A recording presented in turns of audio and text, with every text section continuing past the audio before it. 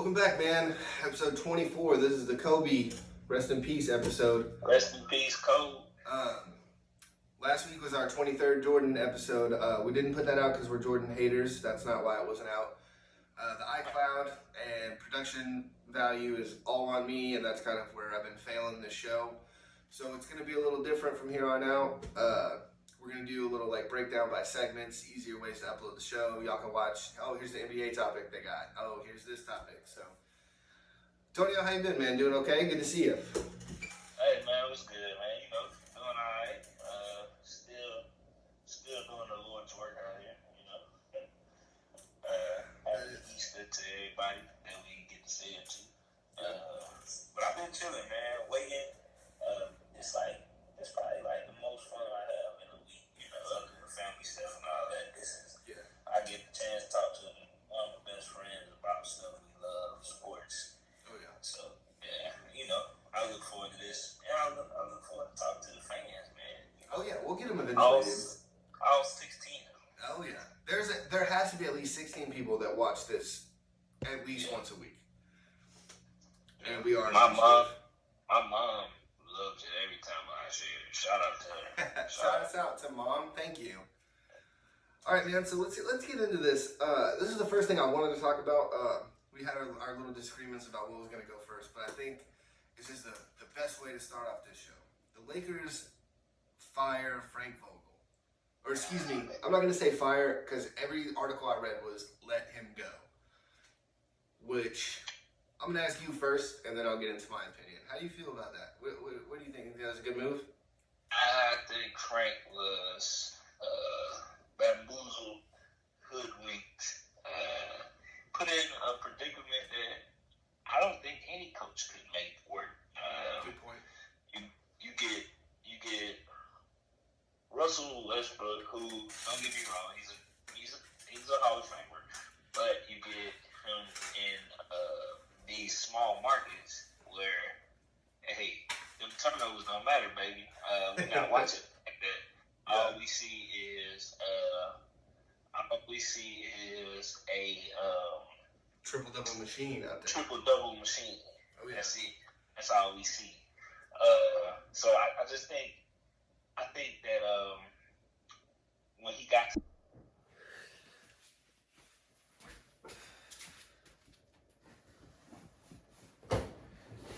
this again. Yeah.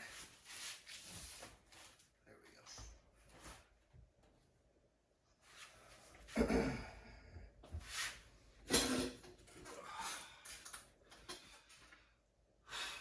All right, keep on. Yeah, so I just that was mass all those years. Cause you think about it, OKC. Yeah. I mean, they really ain't. They was just like, oh, this dude's getting triple doubles. KD left him, James Harden left him. Oh, he must be, some sort of GOAT. And don't get me wrong. I can't take away from the numbers because he was getting the numbers, and they weren't stat padded numbers. He was really out there working for that, but he was also leading the league in turnovers, or being second in turnovers every year. I think he led the league for 3 years. It was second, 4 years. His MVP year, he was third in his MVP year. Yeah. So, but this guy, you're an MVP with the third leading the league in third turnovers, and then you look at him this year. I mean, everybody say, oh, he was second in this and first in this and all that. Well, he played more games than both of the other All-Stars. So, yeah, of course he's going to do that. But he was also last in three-point percentage. He was also... and he not only, so his 3-point percentage, we could talk about that, but I think the real number, is he still shoots a lot of threes.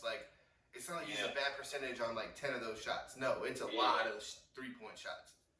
And then he was shooting, he was third in the league of qualified free throw shooters for shooting the least amount of free throws, or making the least amount of free throws. Oh, shit. I think he was shooting 64%, 67%, something like that. You can't do that being the Lakers starting point guard. It just doesn't work there. And then, aside from Russ being Russ this year, AD games, 30 games. Who?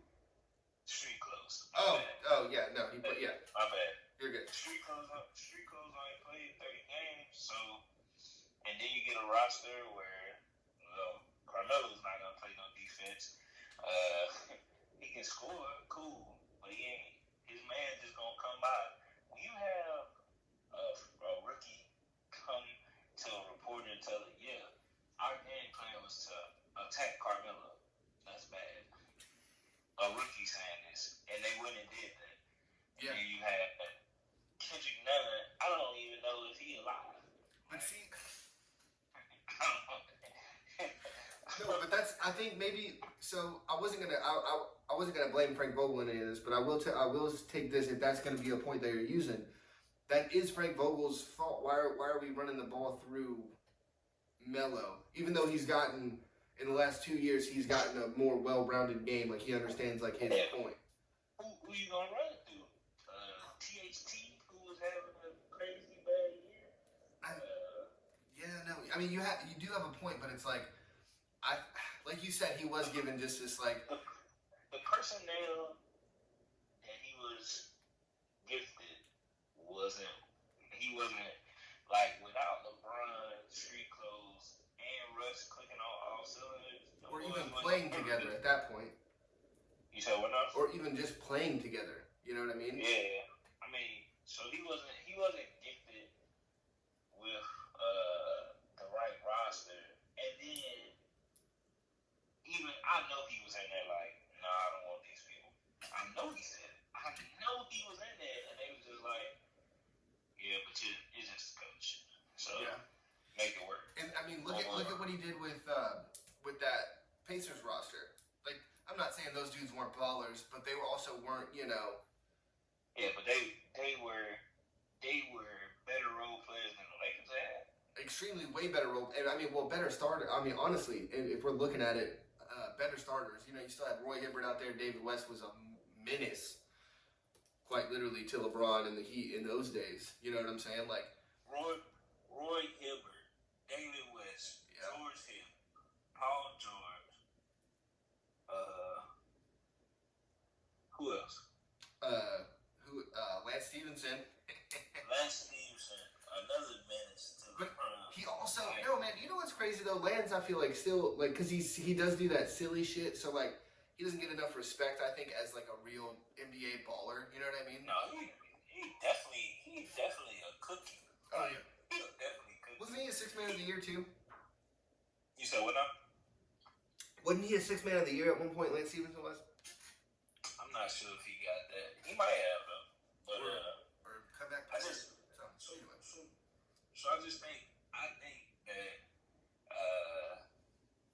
think that he went in there playing Russian roulette and it was a bullet in every chamber.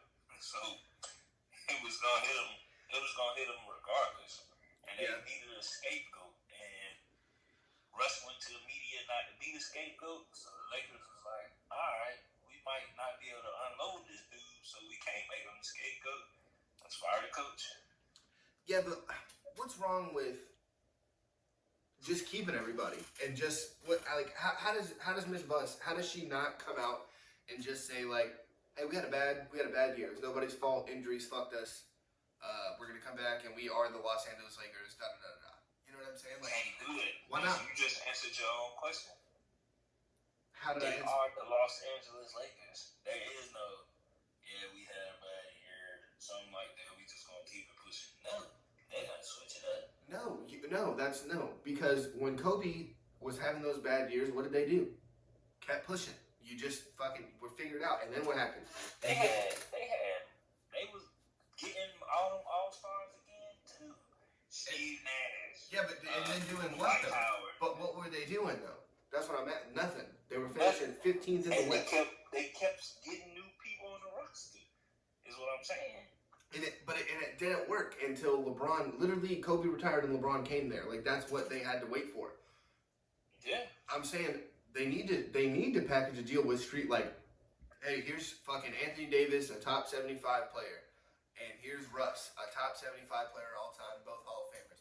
Y'all need to take both these motherfuckers. Like, get them to Sacramento, and they'll never be heard of again. Like, just get them the fuck. Give me Buddy Heel, and fucking Street Clothes and Russ straight up, and I'll pay him. I don't care. I'll pay the luxury tax for a couple years until you know what I'm saying. See, that's the thing. That's what I need her to do. See, this ain't like winning time with her dad. Don't spoil it yet. Huh? I'm only 3 episodes into winning time. But you know that he was basically betting on nothing, betting on broke. This ain't that. She got the bread. She need to go for broke. Just fucking take it easy. Cause it's like, bro, realistically, LeBron ain't slowed down for real. Like he defensively, yeah. He's hurt. Offensively, He's hurt too often now, man. I think. Or you think he's faking too? Yeah, cause he's playing 39 minutes a game. Cause Street Clothes can't play, and cause Russ can't shoot. Melo can't defend. Melo's never been able to defend. Street Clothes is always hurt. Russ has been good in spots. But it's like we said on episode 23 too, man. Like, again, I know that's not out. But LeBron is a little bit to blame for this too. What head coach is going to want to go there? That's my question. Who's going there? Not Doc? Why would he go there? Doc ain't good. I also agree with that. He's one of the most overrated coaches, but that's a big name that the Lakers are looking at getting. Is Mark Jackson going to come from his awesome gig? Because I love hearing him call games too. Is he going to? I don't. I want him. I want him to be coach. Because, man, No. He's a great commentator, but when anybody plays his Warriors, the other team always gets shit on. He's Warriors are the best thing. Yeah. Like, you know you built that team. Get the fuck out of here. But I just Mark. I don't think Mark will leave that commentator money. No. Why would you? Hanging out, get to watch. You don't have to think as much. Like you just watch basketball and like I do the same thing, sitting on my couch. You know what I mean? Yeah, bro. And then they said Mike Brown, but I don't think Mike Brown leaves Golden State because Steve Kerr ain't a good coach either. So. Yeah, no, he just took over Mark Jackson's team and is like, hey, I'm gonna hire these really good coaches around me. And so I feel like Golden State would be like, y'all might want Mike, but we'll pay him another $1 to stay. Yeah. And he'll have a closer chance of getting the ring with us because y'all ain't gonna be able to find nobody to switch that roster out with. So I don't think he leaves. Hell, they gonna have to hire Frank back. just be like, oh shit, my bad, and just. No, see what we had did was restructured your contract. That's what it was. That's why we said letting go instead of fired. Yeah, I got you. instead of fired. Yeah, let him go. Did you hear that Master P was like, I'll go coach the Lakers. Fuck. Hey, Master P is the most hustling dude I've ever seen in my life. He might get an interview. Now, I bet he gets an interview, dude. Because, I mean, number one, anybody who poses the question of, is there a heaven for a gangster? I think you should interview him to do whatever you're looking for and just see if it's a fit. I mean, and people forget, Master P made it to the league. I mean, he made it to the league. I mean, yeah. That's hard to get there. I'm saying that like it's like a easy feat or something. Yeah. Maybe it's just because I know his like work ethic, so I'm just like, yeah. I mean, that's Master P. You can do that, like no problem. Master P hustle up on some wins, man. Like I don't know, but I don't know who's gonna coach the Lakers. But like, I mean, because Shaq said it, who wants to go there? It's a shit show. No, what they need to get Phil over there again and just be like, hey, dude, I don't know what you're doing because I couldn't tell you what he's doing right now. Like, just come back. See, the shit gotta start in the front office first. Whoever the hell Kurt Rambis or whatever his name is, he don't sound like he should be nowhere close to anything. Oh, you talking about the guy on ESPN? Huh? The guy on ESPN? Nah, the coach or the dude that's in the front office for the Lakers. You talking about Pelinka? Not Pelinka. It's another dude that they've been talking about that they said been making a lot of basketball decisions for a GM. I cannot think of his name. Sorry, John. I'm writing it down.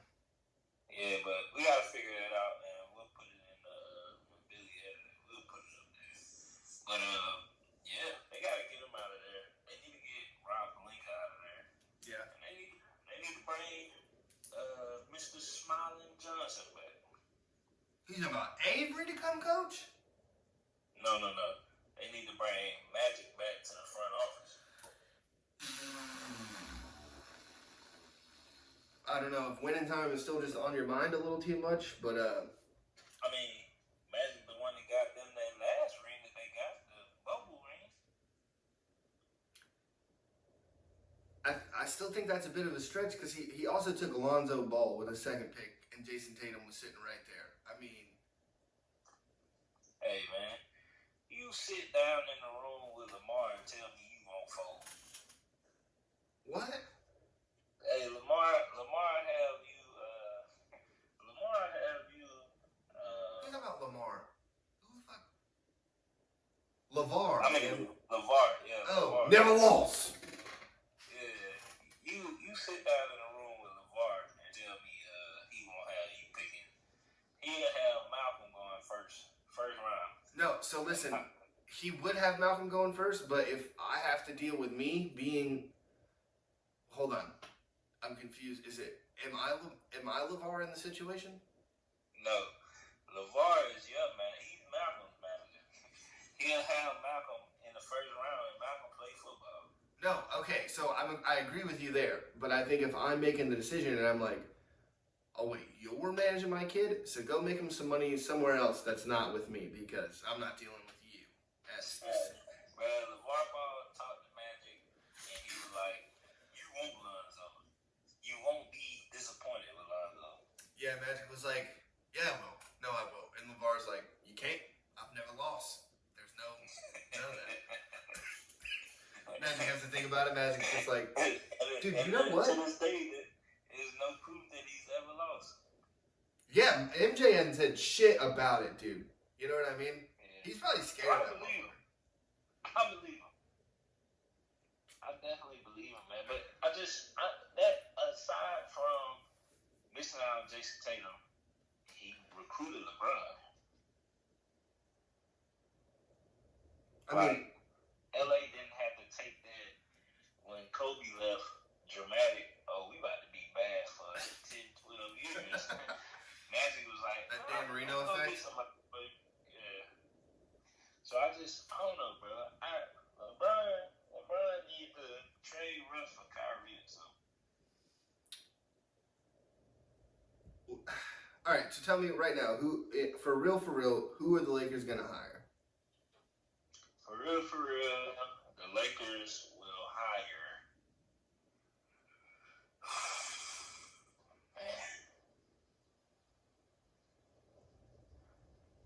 Tyronn Lue. No fucking way is it Tyronn Lue. LeBron already started tampering on Twitter. Did he really? I didn't see it yet. Yeah. What did he say? The Clips went on like a 36-4 run on somebody. Yeah, on the daggum, Timberwolves? no, the other team they had to play to get in. Spurs. Yes. On the Spurs, and he was like, best coach in the league right now. Argue with your kids, not me. LeBron tweeted that. And I know no way in hell he believed that. But he's already started the tampering phase. No, I think it'd be crazier if, like, LeBron, like, tells him, like, hey, get me the fuck out of LA. Like, just, and leave this fucking massive car wreck behind. Like, I'm just... That shit would be crazy. That would be insane. You think he would take a hit on his legacy if he did that, though? How? They sucked. But I'm going to tell you a name, and this is who's going to get hired by the Lakers next year, and he's going to do a great job. And that's David Fizdale. Interesting.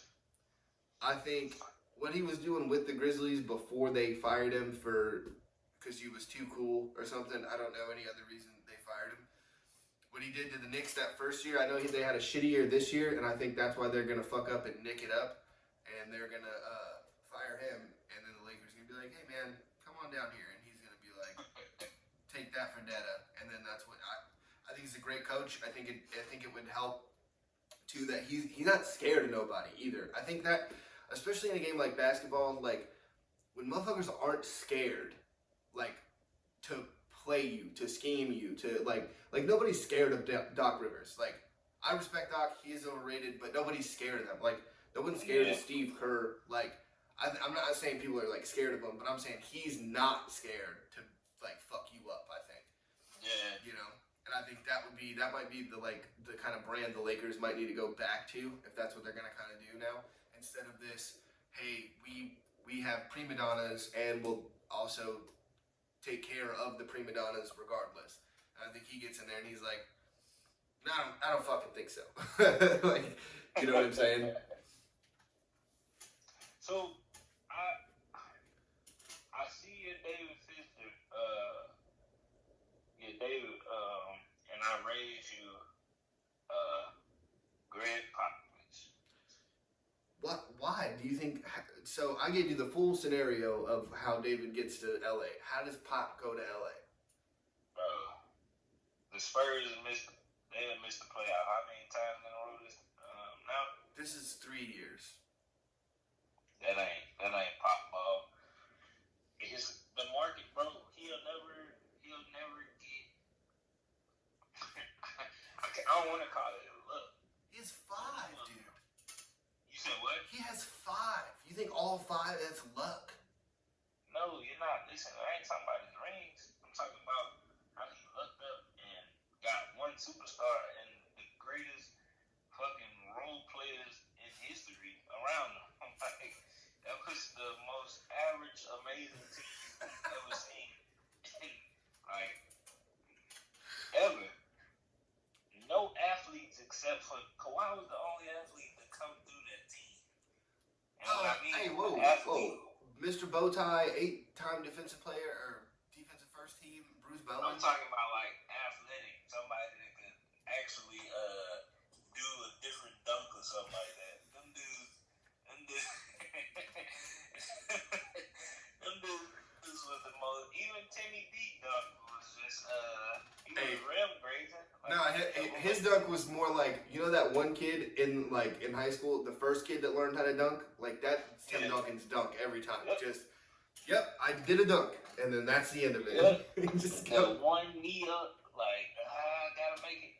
That was it, bro. Like, cause they had the most fundamentally sound team we ever. It's like, bro, like Boris Diaw. Boris Diaw. Good God. Yeah. Bro, like, they didn't have no. Kawhi's been the most athletic person the Spurs had until now. Well, I was going to say, and then the trainers were like, hey, dude, you're fine. He's like, well, I'm an athlete. I'm not fine. Like, this is not. Yeah. Because that shit work with them boys. Like, Timmy D, hey, Timmy, fine, man. Just keep it slow and steady like you've been doing it for 15, 20 years, and you'll be all right. And they went on with that. So I think he can't do that now with he don't got the right players for his brand of basketball. I think he can go to LA and get his brand of basketball off because he'll have LeBron James. The Lakers, okay, so I'll keep buying into this Pop thing because we'll have it first. Maybe, hopefully this is some clickbait too. But, yeah. So, who on the Lakers plays any amount of fundamental basketball besides LeBron James? And then Street Clothes plays very fundamental sitting down. Like he's very, he'll sit. The Lakers' clap. new All-Star plays very fundamental. The Lakers who? Newest All-Star. Who? Austin Reeves. He's a part of the Big Three now, if you didn't know. I'm glad he's here. Woohoo. Thank Yeah. God. Austin Reeves is here to save the fucking day. Pretty sure him and Matt McClung can definitely do some fundamental shit. Like,